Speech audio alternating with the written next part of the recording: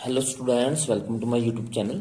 हम class 10th accurate में से प्रैक्टिस पेपर नंबर 2 सॉल्व करने जा रहे हैं। तो शुरू करते हैं। फर्स्ट क्वेश्चन है हमारे पास, find the roots of the equation 4x² plus 4 root 3x plus 3 is equal to 0 if exist by the quadratic formula. हमें बोला है कि हमें इस इक्वेशन के रूट्स जो है वो पहले तो चेक करने हैं कि वो एग्जिस्ट करते हैं या नहीं करते। फिर अगर एग्जिस्ट करेंगे तो हमें उस पर क्वाड्रेटिक फॉर्मूला लगाना और फिर जो है वो रूट्स फाइंड आउट करने हैं। तो सबसे पहले हम यही चेक करेंगे कि जो रूट्स हैं वो एग्जिस्ट करते हैं या नहीं करते हैं। तो हम पहले इक्वेशन लिखते हैं, वो है हमारे पास 4x² plus 4 root 3x plus 3 is equal to 0। इसको हम जर्नल क्वाड्रेटिक इक्वेशन के साथ कंपेयर करेंगे। जर्नल क्वाड्रेटिक इक्वेशन होती है ax² plus bx plus c is equal to 0। a की जगह पे 4 लिखा है तो a की वैल्यू 4 हो जाएगी। b की जगह पे क्या लिखा है, b की जगह पे लिखा है 4 रूट 3। c की जगह पे क्या लिखा है, c की जगह पे लिखा है 3, तो c की वैल्यू होगी 3। अब हमें लगाना है b² माइनस 4ac। b की वैल्यू क्या है, 4 रूट 3 का स्क्वायर माइनस 4, a की वैल्यू 4 है, c की वैल्यू 3 है। 4 का स्क्वायर करेंगे 16 आ जाएगा। 16 3 रूट 3 का स्क्वायर करेंगे तो 3 आ जाएगा।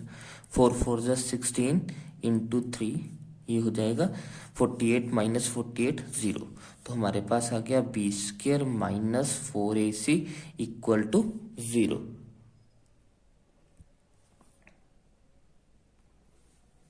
तो हमें पता कंडीशन, जब b² minus 4ac equal to 0 हो तो हमारे पास 2 इक्वल रूट्स आते हैं। 2 equal roots are possible.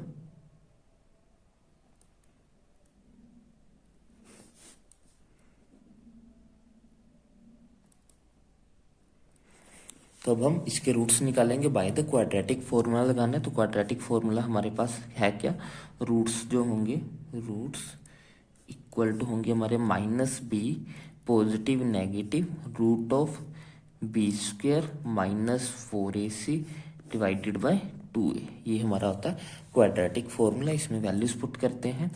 Minus b की वैल्यू क्या थी, b की वैल्यू थी हमारे पास 4 root 3 positive negative root of b² minus 4ac। हम ऑलरेडी सोल्व कर चुके हैं और इसकी वैल्यू कितनी आई थी, 0। तो अंदर वैल्यू आ जाएगी 0 डिवाइडेड बाय 2। a कितना था, a था हमारे पास 4, तो ये हो गया 4। तो इसे लिखेंगे हम माइनस 4 रूट 3। ये तो अंदर वाली टर्म 0 है तो ये सारा 0 ही हो जाएगा, डिवाइडेड बाय 4 2 जा 8। ये हो जाएगा हमारा 4 1 जा 4, 4 जो 2 जा 8, मीन्स की ये हो गया माइनस का रूट 3 बाय 2। तो हमारे रूट्स क्या हो गए, रूट्स हमारे, क्योंकि दोनों इक्वल रूट्स आने हैं तो हमारे हो गए minus root 3 by 2 and minus root 3 by 2। ये दोनों हमारे रूट्स होंगे इस इक्वेशन के।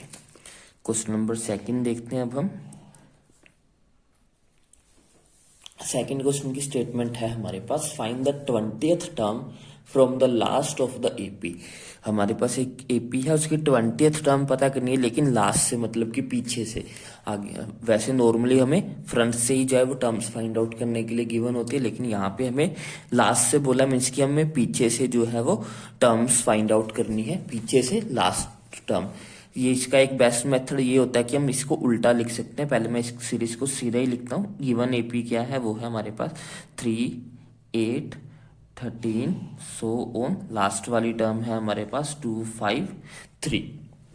अब इसका हम d निकाल सकते हैं। इधर d कितना है, 5 माइनस 3 करेंगे तो हमारे पास 8 माइनस 3 करेंगे तो 5 आ जाएगा। 13 माइनस 8 करेंगे तो 5 आ जाएगा, मीन्स कि इसका कॉमन डिफरेंस कितना है, 13। अब अगर मुझे यहाँ से यहाँ आना हो, 13 से 8 आना हो, तो ये 5 कम हो रहा है, मीन्स कि इधर जो कॉमन डिफरेंस है वो -5 का है, इधर जो कॉमन डिफरेंस है वो -5 का है। जब 3 से 8 की तरफ जा रहा हूँ तो +5 है, 8 से 13 जाऊंगा तो +5 होगा। जब 13 से 8 की तरफ आऊंगा, मतलब कि पीछे की तरफ आऊंगा, सीरीज में अगर मैं पीछे चलूं तो 13 -5 करूंगा तो 8 आएगा, 8 -5 करूंगा तो 3 आएगा। अब मैं क्या करता हूँ, सीरीज को उल्टा लिखूंगा। पहली लास्ट टर्म जो है वो सबसे सबसे पहले लिखता हूँ, ये हो जाएगी 253 हमारी फर्स्ट टर्म हो जाएगी। अब क्योंकि सभी में -5 का डिफरेंस है तो 253 में से 5 माइनस करेंगे तो हमारे पास आ जाएगा 248। तो नेक्स्ट टर्म क्या हो जाएगी 248। इसके बाद वाली टर्म क्या हो जाएगी, इसके बाद वाली हो जाएगी 243। ऐसी ये जो चलती रहेगी, जिसमें हमारे पास ए की वैल्यू हो जाएगी 253 और डी की वैल्यू हो जाएगी हमारे पास -5। हमें निकालनी है इसकी 20th टर्म, मतलब कि हमें A20 फाइंड आउट करना है। A20 हमें पता करना है कि कितना है। इस पे फॉर्मूला लगा देते हैं, ये हो जाएगा A प्लस n की वैल्यू 20 -1 इंटू डी, हमें जो है वो फाइंड आउट करना है कितना है ये हो जाएगा A की वैल्यू हमें पता है 253 है, प्लस 20 में से 1 माइनस करेंगे 19 आ जाएगा। डी की वैल्यू हमें -5 पता लगी है, हमने फाइंड आउट की है वो, ये हो गया 253 प्लस माइनस हो जाएगा, 19 को 5 से मल्टीप्लाई करेंगे तो ये आ जाएगा हमारे पास 95। 253 में से 95 माइनस करेंगे, अगर 100 माइनस करते तो ये आ जाता 153, उसमें 5 और ऐड करेंगे, ये हो जाएगा 158। 158 जो होगी वो इसकी टर्म होगी लास्ट पीछे से 820। लास्ट टर्म जो होगी वो हमारे लास्ट 20th टर्म जो होगी वो हमारे पास 158 होगी। बढ़ते हैं क्वेश्चन नंबर 3 की तरफ। क्वेश्चन नंबर 3 में हमारे पास एक डायग्राम गिवन है, ये ट्रायंगल्स में से क्वेश्चन है। हमें गिवन है कुछ, हमें बोला है कि डी ई जो है, मतलब कि ये वाली साइड, ये वाली पैरेलल है ओके इस वाली साइड के, ये वाली लाइन और ये वाली लाइन आपस में पैरेलल है। सिमिलर हमें बोला है कि जो डी एफ है, ये वाली लाइन जो है वो ओ आर के पैरेलल है, मीन्स कि इसके पैरेलल है। हमें प्रूफ करना है कि ई एफ जो है वो पैरेलल होगी क्यू आर के। तो हम यहाँ पे बीपीटी थ्योरम की हेल्प लेंगे। तो उसके अकॉर्डिंग क्या होगा, सबसे पहले हम ये वाली एक ऐसे ट्रायंगल लेंगे जिसमें हमारे पास डी ई और ओ क्यू दोनों आती हो। अब देखिए डी ई और ओ क्यू जो है वो पी क्यू ओ ट्रायंगल में आ रही है, तो हम पहले यही ट्रायंगल लेंगे। In triangle P O Q हमें पता है कि जो डी ई है वो पैरेलल टू है ओ क्यू के, ये हमें गिवन था क्वेश्चन के अंदर। अब हमें इस पे बीपीटी थ्योरम लगानी है। According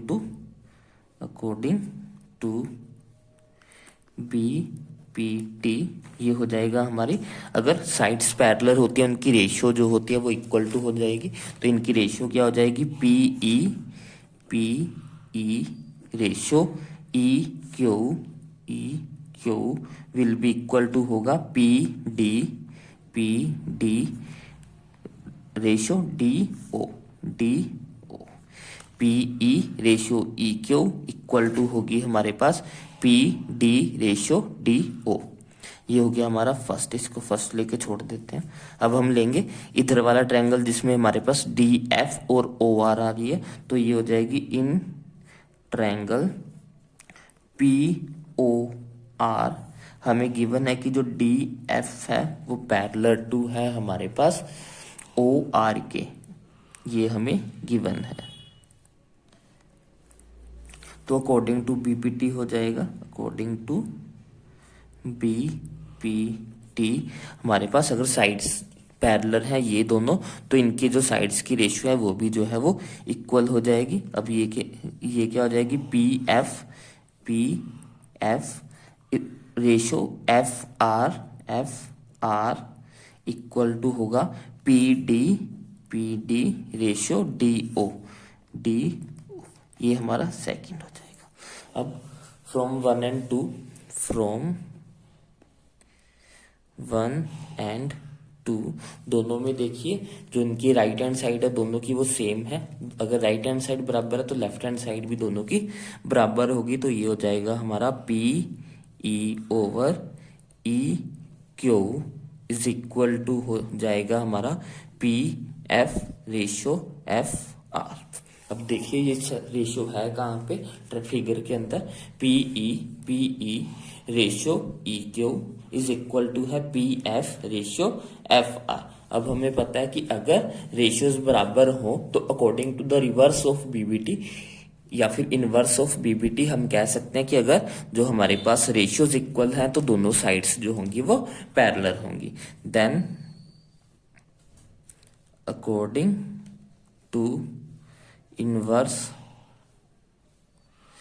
BPT E F will be parallel to होगी हमारे पास क्यू आर के। यही हमें प्रूफ भी करना था, तो हमारा ये प्रूफ हो गया।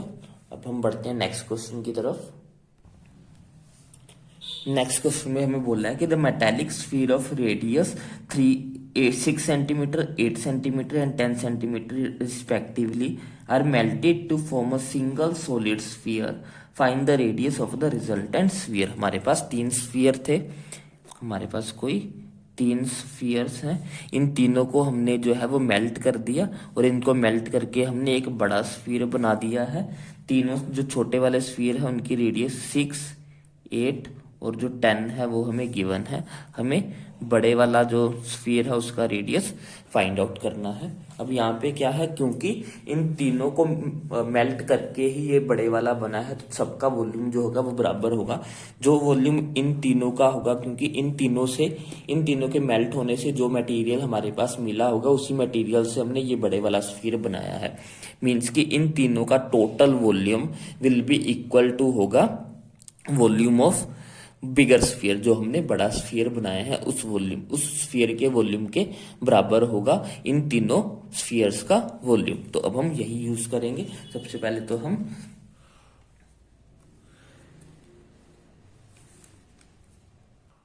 पहले हम गिवन थोड़ी इंफॉर्मेशन लिख लेते हैं। स्फीयर, हमें रेडियस गिवन है, रेडियस ऑफ स्फीयर फर्स्ट मान लेते हैं। फर्स्ट स्फीयर का जो है हमारे पास 6 सेंटीमीटर है। रेडियस ऑफ स्फीयर सेकंड जो है वो हमें 8 सेंटीमीटर गिवन है। थर्ड स्फीयर का हमें जो है वो 10 सेंटीमीटर गिवन है। और हमें रेडियस ऑफ बिगर स्फीयर जो है वो फाइंड आउट करना है। रेडियस ऑफ रिजल्टेंट स्फीयर, उसको हम मान लेते हैं कि वो r सेंटीमीटर। तो अकॉर्डिंग टू क्वेश्चन, क्योंकि सभी को मेल्ट किया गया है तो सभी का वॉल्यूम पहले हम ऐड करेंगे और इक्वल टू रखेंगे ग्रेटर स्फीयर के। तो volume of sphere first plus volume of sphere second plus volume of sphere third equal to होगा वॉल्यूम ऑफ रिजल्टेंट स्फीयर। तीनों वॉल्यूम्स के स्फीयर्स को ऐड करेंगे और इक्वल टू में हमारा जो बड़ा स्फीयर बनना है उसका वॉल्यूम होगा। तो तीनों पे फॉर्मूला लगा देते हैं। ये हो जाएगा हमारे पास 4/3 पाई आर का क्यूब करना है। आर हमें 6 सेंटीमीटर गिवन है तो ये हो जाएगा 6 का क्यूब प्लस 4/3 पाई आर हमें 8 दिया है तो 8 का क्यूब हो जाएगा प्लस 4/3 पाई आर हमें 10 दिया है तो ये 10 का क्यूब हो जाएगा इज इक्वल टू हो जाएगा 4/3 पाई आर हमने कैपिटल आर माना है तो ये कैपिटल आर हो जाएगा। ये हमारे तीनों छोटे वॉल्यूम स्फीयर्स का वॉल्यूम है, ये हमारे बड़े स्फीयर का वॉल्यूम है जो हमें मिलेगा। क्योंकि इन्हीं को मेल्ट करके ये बना इसलिए दोनों के वॉल्यूम जो है वो सेम होंगे। तो अब इसमें हमारे पास 4/3 पाई 4/3 पाई 4/3 पाई और 4/3 पाई जो है कॉमन है उसको बाहर निकाल लेते हैं। ये हो जाएगा 4/3 पाई, अंदर बचेगा 6 का क्यूब प्लस 8 का क्यूब प्लस 10 का क्यूब इज इक्वल टू हो जाएगा हमारे पास 4/3 पाई आर का क्यूब। 4/3 पाई के साथ 4/3 पाई कैंसिल हो जाएगा, हमारे पास सिर्फ ये टर्म बनेगी। 6 का क्यूब हमारे पास 216 होता है प्लस 8 का क्यूब 512 प्लस 10 का क्यूब 1000 हो जाएगा is equal to R cube. सबको ऐड कर लेते हैं, ये हमारे पास बन जाएगा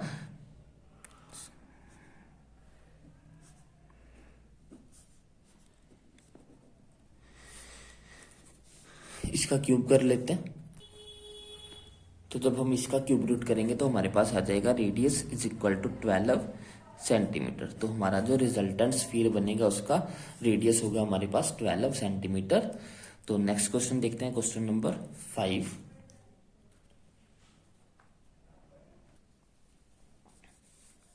क्वेश्चन नंबर 5 में हमें बोला है in a class test the sum of Shefali's marks in maths and mathematics is 20. Had she got 2 marks more in mathematics and 3 marks less in English, the product of their marks would have been 210. Find her marks in the 2 subjects. हमें बोला है कि कोई एक शेफाली है जिसके math और English के जो मार्क्स है उनका सम 30 आ रहा है। अगर उसके मैथ में 2 नंबर ज्यादा और इंग्लिश में 3 नंबर कम आए होते तो उसके जो नंबर्स का सम होता वो 210 होता। हमें जो है वो नंबर्स फाइंड आउट करना है दोनों अलग अलग सब्जेक्ट का। तो हम क्या करते हैं,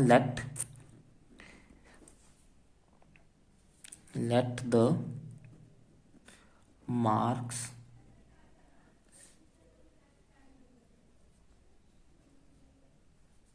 इन मैथ्स में हम मान लेते हैं कि उसके x है और वाई इंग्लिश में हम मान लेते हैं कि उसके y है।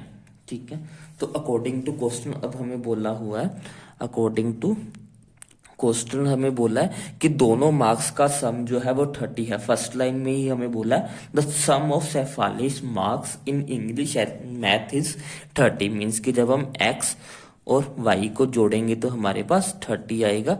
ये हमारी होगी फर्स्ट इक्वेशन। यहाँ से हम जो है वो y की वैल्यू निकाल सकते हैं। y इज इक्वल टू आ जाएगा हमारे पास 30 माइनस x। अब सेकंड इक्वेशन देखना है। सेकंड लाइन में क्वेश्चन में बोला है कि if had she got 2 marks more in maths. 2 marks more in math मतलब कि मैथ में कितने हैं, x है। 2 ज्यादा आने चाहिए थे, मीन्स की x प्लस 2 और and 3 marks less in English. English में आए कितने, y। इससे 3 कम, मतलब कि 3 कम के लिए हमें माइनस करना पड़ेगा।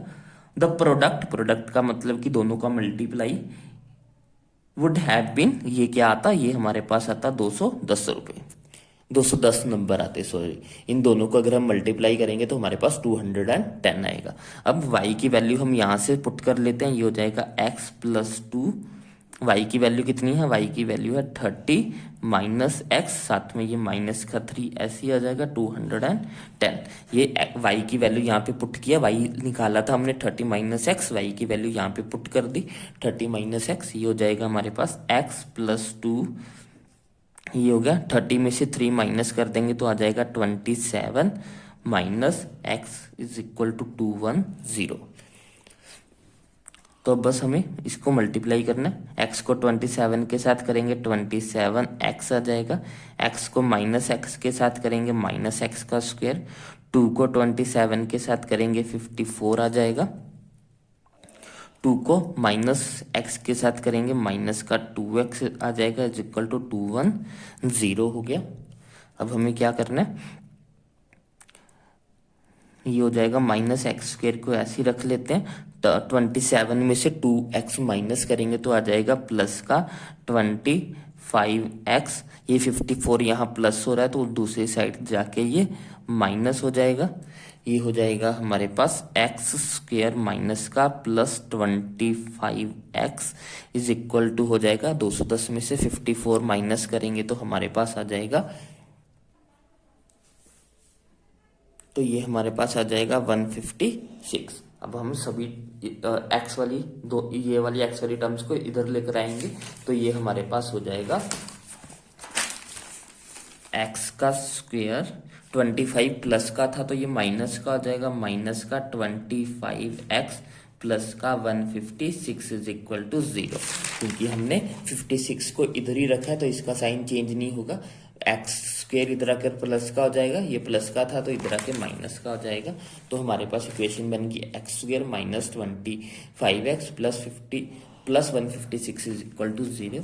अब हम इसको फैक्टराइज कर सकते हैं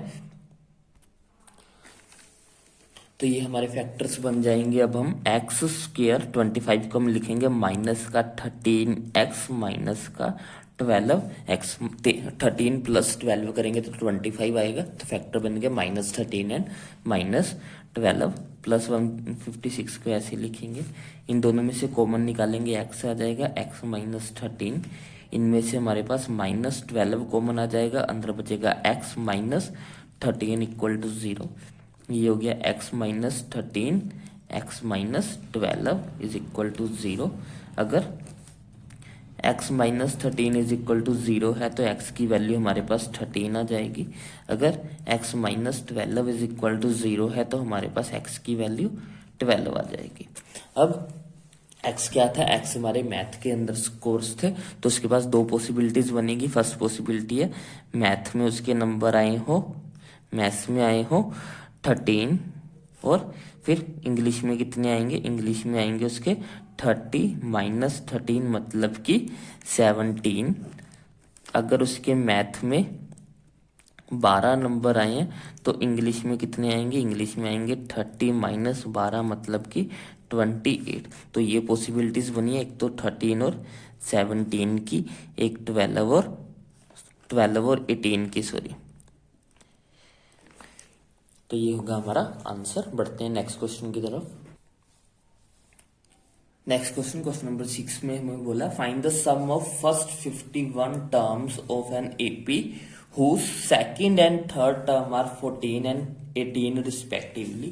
हमें बोला कि हमें सम ऑफ S51 फाइंड आउट करना है। हमें गिवन क्या क्या है, हमें गिवन है कि जो A2 है वो हमारे पास 14 है और A3 जो है वो हमारे पास 18 है। तो सबसे पहले तो हम कॉमन डिफरेंस निकाल लेते हैं। कॉमन डिफरेंस कैसे निकलता है, वो निकलता है A3 माइनस A2 करके। A3 हमारे पास 18 है, A2 हमारे पास 14 है, तो माइनस करके 4 आ जाएगा। D की वैल्यू आ जाएगी हमारे पास 4। अब हमें A फाइंड आउट करना होगा। A फाइंड आउट कैसे करेंगे, A3 से निकाल लेते हैं। A3 हमें 18 गिवन है, A3 पे AN का फॉर्मूला लगा देते हैं। ये हो जाएगी A प्लस N की जगह पे 3 minus 1 into D is equal to 18। A plus 3 में से 1 माइनस करेंगे 2, D की वैल्यू हमने 4 निकाल ली है, इज इक्वल टू 18। ये हो जाएगा A प्लस 4 2 जा 8 इज इक्वल टू 18। ये यहाँ प्लस का तो इधर आके ये माइनस का आ जाएगा, तो A की वैल्यू हमारे पास आ जाएगी 10। हमें क्या फाइंड आउट करना है, हमें पहली 51 टर्म्स का सम पता करना है। तो SN का फॉर्मूला लगाएंगे। SN का फॉर्मूला होता है हमारे पास n/2 into 2A plus n minus 1 into D। हमें S51 निकालना है, तो n की वैल्यू हो जाएगी 51 इंटू 2A हमने 10 निकाल लिया, प्लस n की वैल्यू 51 माइनस 1, D की वैल्यू हमने 4 निकाल ली है। तो ये हमारे पास हो जाएगा 51/2 इंटू 2 को 10 से मल्टीप्लाई करेंगे 20, प्लस 51 में से 1 माइनस करेंगे तो 50 आ जाएगा। 50 को 4 से मल्टीप्लाई करेंगे तो हमारे पास 200 आ जाएगा। ये हो गया हमारा 51 डिवाइडेड बाय 2 इंटू 200 में हम 20 ऐड करेंगे तो ये आ जाएगा 220। इसको हम 2 से डिवाइड करें तो ये 110 हो जाएगा। 51 को 110 के साथ मल्टीप्लाई करेंगे तो हमारे पास आ जाएगा 1650। तो ये हो गया हमारा सम ऑफ फर्स्ट 51 टर्म्स। बढ़ते हैं नेक्स्ट क्वेश्चन की तरफ। नेक्स्ट क्वेश्चन, क्वेश्चन नंबर 7, वो है हमारा एप्लीकेशन ऑफ ट्रिग्नोमेट्री से। क्वेश्चन में बोल रहे हैं a tree breaks due to the storm and broken part bend so that the top of the tree touches the ground, making an angle of 30 degree with it. The distance between the foot of the tree to the point where the top touches the ground is 8 meter. Find the height of the tree. हमें बोला है कि कोई एक पेड़ था जो कि हवा चलने के कारण टूट गया। मान लो कि वो यहाँ से टूट गया और टूट के जो इसका ये ऊपर वाला पार्ट था ये ऐसे नीचे की तरफ गिर गया, जमीन के साथ ऊपर वाले पार्ट ने टच कर लिया और ये यहाँ पे जिस पॉइंट पे इसने टच किया वहां पे ये एंगल बना रहा है 30 डिग्री का ग्राउंड के साथ, और इसके ऊपर वाला जो टॉप पॉइंट है उसकी और फुट के बीच की डिस्टेंस जो है वो हमें 8 मीटर गिवन है। हमें पूरे ट्री की जो है वो हाइट फाइंड आउट करनी है, पूरे ट्री की हाइट हमें पता करनी है। स्टेटमेंट में बोला है कि कोई एक ट्री था, मान लिया कि ये ट्री है, ये बीच में से टूट गया, कहीं से भी टूटा पता नहीं, बीच में से टूटा है, यहाँ से टूट के वो ऊपर वाला पार्ट जो था वो ऐसे जमीन पे आके गिर गया, जमीन पे गिर के उसने 30 डिग्री का एंगल बना लिया, और उसका जो ऊपर वाला पार्ट था उसकी और उसके पैर के बीच की जो दूरी है वो 8 मीटर हमें गिवन है। हमें पूरे ट्री की जो हाइट है वो फाइंड आउट करनी है। इसको पहले तो नेमिंग कर लेते हैं। ये हो जाएगा ABC, इसको D मान लेते हैं, इसका टॉप पॉइंट जो है। हमें जो है वो गिवन क्या है, हमें गिवन है AC is equal to 8 metre हमें गिवन है, और थीटा एंगल हमें 30 डिग्री गिवन है। हमें फाइंड आउट करनी है AD जो है वो हमें फाइंड आउट करनी है। अब आप देखिए कि AD बना कैसे है। AD एक तो इसका परपेंडिकुलर है, और दूसरा AD इसकी ये चीज भी है, जो ये इसकी हाइपोटेनस है, ये बेसिकली यही चीज है जो इधर को आ गई है, तो इस ये वाली चीज यहाँ पे आ गई है। तो मीन्स की AD को हम लिख सकते हैं AD इज इक्वल टू क्या होगा, AD इज इक्वल टू होगा AB plus BD, AB plus BD। अब AB क्या है, AB है हमारे पास perpendicular of this triangle, and BD हमारे पास क्या है, BD बेसिकली हमारा जो है वो BC के बराबर है। BD को हम इक्वल टू BC भी लिख सकते हैं, क्योंकि ये चीज और ये चीज दोनों सेम है, जो कि हाइपोटेनस है हमारे राइट एंगल ट्रायंगल का। अब हमें क्या क्या फाइंड आउट करना है, हमें फाइंड आउट करना है एक तो परपेंडिकुलर और एक हमारा हाइपोटेनस। तो सबसे पहले हम इसका परपेंडिकुलर निकाल लेते हैं। परपेंडिकुलर निकालने के लिए हम क्या लगाएंगे, tan थीटा लगा लेते हैं। tan थीटा होता है हमारा परपेंडिकुलर ओवर बेस। यहाँ पे tan की वैल्यू कितनी है, 30 की वैल्यू कितनी, tan थीटा कितना है, थीटा है हमारे पास 30 डिग्री, तो ये हो जाएगा tan 30। परपेंडिकुलर पता नहीं है जो कि AB है, डिवाइडेड बाय बेस हमें पता है कि वो 8 है। अब tan 30 की वैल्यू हमारे पास होती है, tan 30 की हमारे पास वैल्यू होती है 1/√3 is equal to AB over 8। ये 8 यहाँ पे चला जाएगा, ये हो जाएगा हमारा AB इज इक्वल टू 8/√3। ये हो गया हमारा AB। अब हमें क्या निकालना है, DB, जो कि बेसिकली इक्वल है BC के। तो अब हमें H निकालना है, तो हम क्या निकालेंगे, अब लगाते हैं, अब हम कोस की आइडेंटिटी लगा लेते हैं। Cos theta is equal to होता है हमारा बेस ओवर H, ठीक है। अब कोस ऑफ थीटा कितना है, 30 डिग्री, बेस हमें गिवन है कि वो 8 मीटर है, H हमें पता नहीं है, H हमारा BC है। कोस 30 की वैल्यू कितनी होती है, कोस 30 हमारा होता है √3/2 इज इक्वल टू 8/BC। तो इसकी क्रॉस मल्टीप्लाई कर लेते हैं, ये हमारा हो जाएगा, ये है हमारा √3/2 इज इक्वल टू है हमारा 8/BC, यही था 8/BC। अब क्रॉस मल्टीप्लाई कर लेते हैं, ये हो जाएगा हमारा √3BC is equal to 16। BC की वैल्यू कितनी आ जाएगी, BC आ जाएगा हमारे पास 16 डिवाइडेड बाय √3, ये हो गया हमारा BC। तो अब हमें निकालना क्या था, AD कैसे आएगा, AD आएगा हमारा AB प्लस BC करके, ये हम ऑलरेडी लिख भी चुके हैं, मैं बता भी चुका हूं आपको। AB की वैल्यू हमने निकाली है 8/√3,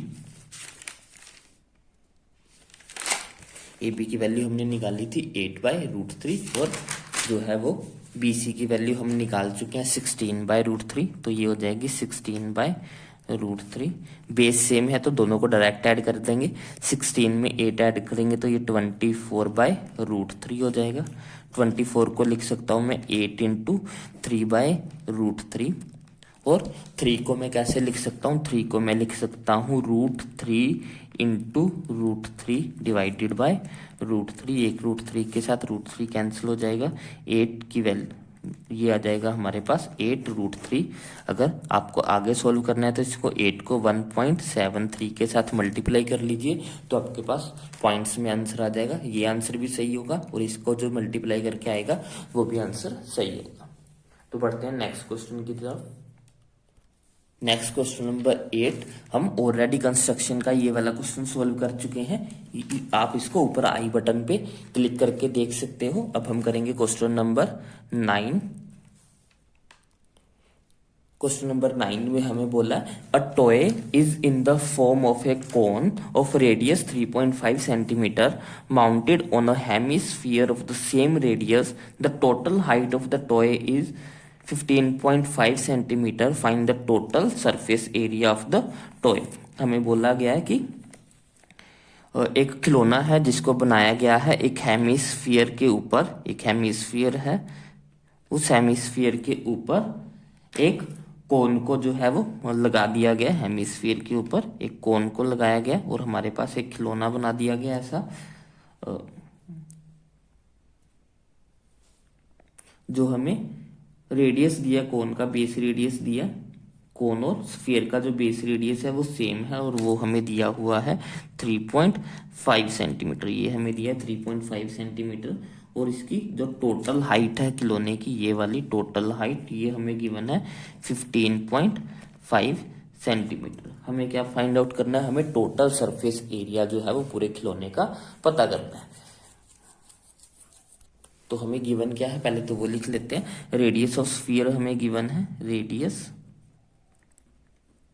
ऑफ हेमिस्फीयर, हेमिस्फीयर वो हमें कितना गिवन है? वो हमें गिवन है 3.5 सेंटीमीटर। अब हाइट ऑफ टॉय हमें गिवन है, एक हाइट ऑफ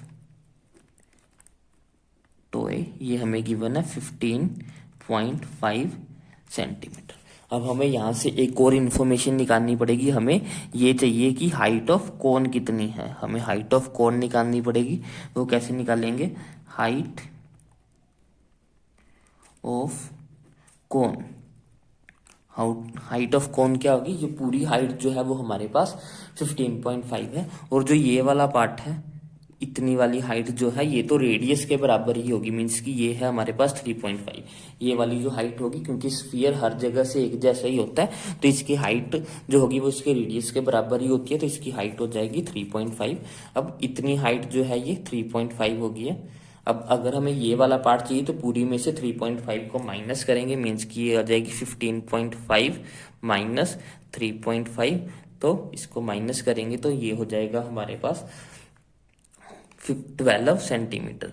तो इसकी हाइट ऑफ कोन आ जाएगी हमारे पास 12 सेंटीमीटर। अब हमें क्या निकालना है? अब हमें निकालना है सरफेस एरिया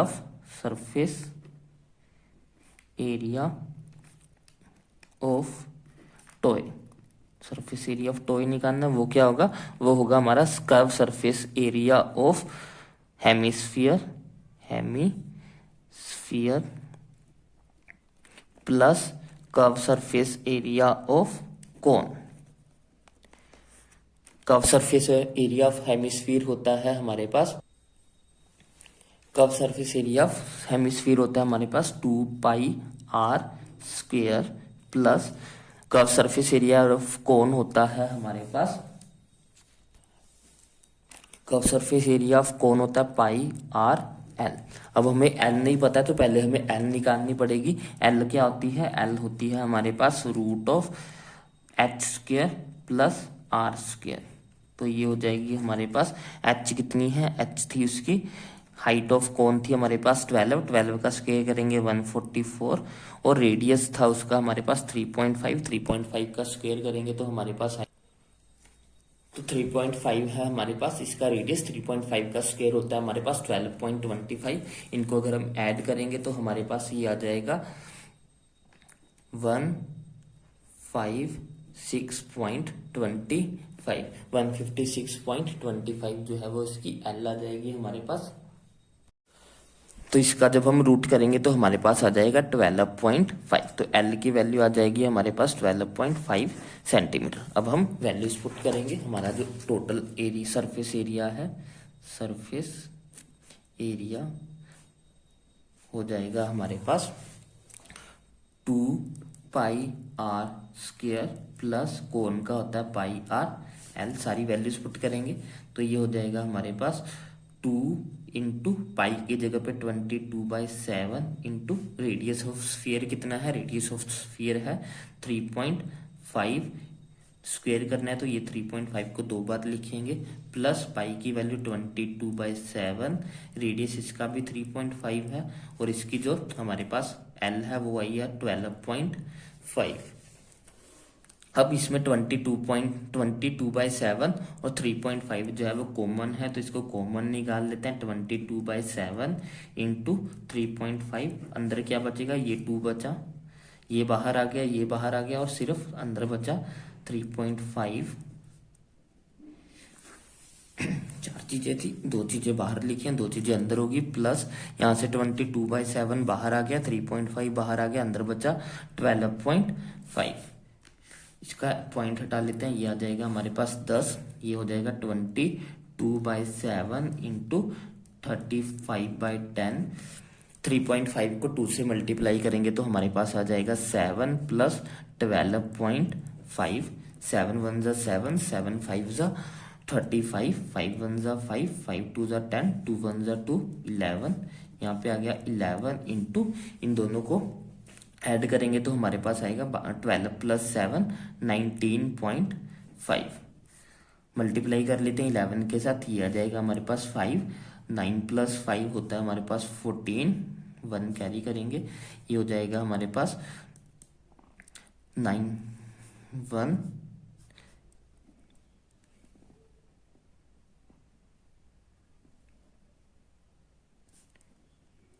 तो हमारा आंसर हो जाएगा 214.5 सेंटीमीटर स्क्वायर सरफेस एरिया होगा हमारा टोए का। नेक्स्ट क्वेश्चन देखते हैं अब हम। इसका जो चॉइस वाला क्वेश्चन है वो भी आसान ही है, हमें वॉल्यूम ऑफ स्फीयर पूछा, मैचिंग करनी है। वॉल्यूम ऑफ स्फीयर होता है हमारे पास वॉल्यूम ऑफ हेमिस्फीयर पूछा है तो वो होता है 2/3 pi r cube. Volume of cone होता है 1/3 pi r square h. Volume of cylinder होता है pi r square h. Curve surface area of cone होता है पाई आर एल। तो ये इजी क्वेश्चन है, आप बेसिकली इसी को अटेम्प्ट करना जब भी आप पेपर करोगे, तो ये आसान है क्योंकि इसमें सिर्फ फॉर्मूले ही मैच करने हैं। तो बाकी कैलकुलेशन में मिस्टेक हो सकती है, लेकिन यहाँ फॉर्मूले मैचिंग में कोई मिस्टेक नहीं होगी। अब हम क्वेश्चन नंबर 10 देख लेते हैं। क्वेश्चन नंबर 10 क्या है, prove that a line dividing any two sides of a triangle in the same ratio, then the line must be parallel to the third side। ये जो है वो हमारा इनवर्स ऑफ बीबीटी थ्योरम है, ये भी आपको मैंने करवाई हुई है, इसकी वीडियो आप देख सकते हो जाके। ये है हमारी इनवर्स ऑफ बीबीटी थ्योरम। तो अब हम क्वेश्चन नंबर 11 करेंगे। सॉरी, मैंने वीडियो ऑन नहीं की थी, तो हमने क्या किया, हमने पहले इसको वेजेस गिवन थे वो लिख लिया। नंबर ऑफ वर्कर्स जो है वो हमारे पास गिवन थे 12, 14, 8, 6 और 10। उसके बाद हमने एक्सआई निकाल लिया। एक्सआई कैसे निकालते हैं, इसकी बीच वाली टर्म्स 500 और 520 के बीच की टर्म है 5010, 520 और 540 के बीच की टर्म है 530, 540 और 560 के बीच की टर्म है 550। अदरवाइज आप इन दोनों को ऐड करके 2 से डिवाइड करके भी ये निकाल सकते हो। उसके बाद हमने डीआई निकाला है। डीआई कैसे निकलता होता है, एक्स आई माइनस ए करके। हमारे पास यहाँ कितनी टर्म्स थी, 1 2 3 4 5 टर्म्स थी, तो 2 नीचे से छोड़ी, 2 ऊपर से छोड़ी, तो बीच वाली टर्म हमारा ए हो गया। अब एक्स आई में से ए को माइनस करना है। 510 में से 550 माइनस करेंगे 40 आ जाएगा। 530 में से 550 माइनस करेंगे तो माइनस का 20, यहाँ 0 आ गया।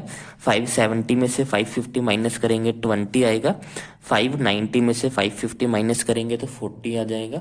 अब हमें FIDI निकालना है, तो 12 को 40 के साथ -40 के साथ किया तो -480 आ गया। 14 को -20 के साथ किया तो हमारे पास माइनस का 280 आ गया। 8 को 0 के साथ करेंगे तो 0 आ जाएगा। 6 को 20 के साथ करेंगे 120, 10 को 40 के साथ करेंगे 400 आ जाएगा। इन दोनों को ऐड करेंगे तो माइनस का 760 आएगा। इन दोनों को ऐड करेंगे तो प्लस का 520 आएगा। 760 में से 520 माइनस करेंगे तो 240 आएगा। बड़ी टर्म माइनस किया तो माइनस का 240 हमारे पास आ गया। इधर इन सबको ऐड करेंगे, समीशन ऑफ FI निकालेंगे तो ये हमारे पास है 20, 40, 85 हो जाएगा हमारा 50। अब हमें मीन निकालनी है। मीन निकालने का फॉर्मूला होता है हमारा A plus summation of F I D I divided by summation of F I. A की वैल्यू हमने कितनी निकाली है, ए की वैल्यू हमने 550 निकाली थी। एफ आई डी आई हमने निकाल लिया माइनस का 240 डिवाइडेड बाय, इसको डिवाइड करना है हमें 50 के साथ, जीरो के साथ जीरो कैंसिल हो जाएगी। ये हो गया हमारा 550 प्लस माइनस माइनस का 24 डिवाइडेड बाय 24 को 5 से डिवाइड करेंगे तो हमारे पास आ जाएगा 5 4 जा 20, 4.8 आ जाएगा। ये 550 में से 4.8 माइनस करेंगे तो हमारे पास आ जाएगा 495,